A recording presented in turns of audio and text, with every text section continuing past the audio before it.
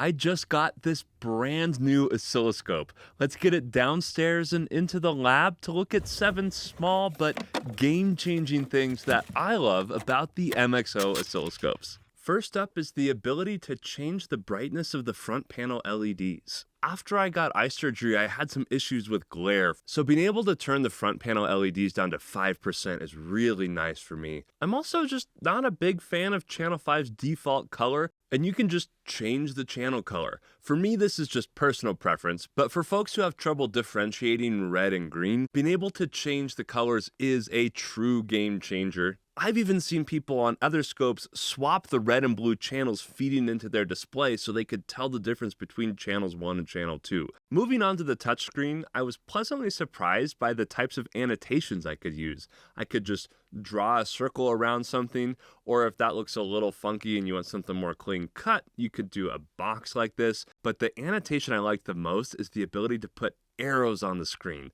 For reporting and documentation, this is super duper nice to have built in. And if you end up with a happy little area you didn't want or a box you didn't want, this undo button will undo pretty much anything you have done on the scope. If you accidentally scale your signals weird, you just hit that undo button and it puts it right back. It's a challenge with touchscreens because it's easy to accidentally grab the wrong channel, especially when signals are tight together like this. So with the MXO scopes, if you just tap a crowded area, it will ask you which channel you want it to select, and then it'll only move that channel.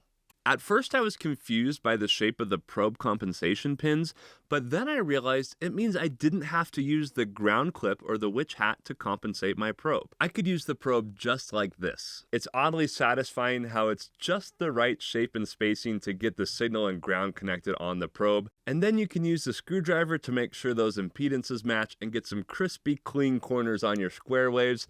If you're the type of engineer who doesn't like to compensate your probes, I get it, but this is a pretty satisfying way to do it. And if you're like me and always have too many tabs open on your browser, now you can do that on your oscilloscope too. I just have to drag and drop the channel into the grid I want. This is super useful if I'm looking at maybe a control signal and also a current and voltage waveform, and I don't want to see those overlaid on top of each other. I can put them in their own grids, I can arrange those grids however I want, and I can switch between tabs to do different views for different types of analysis.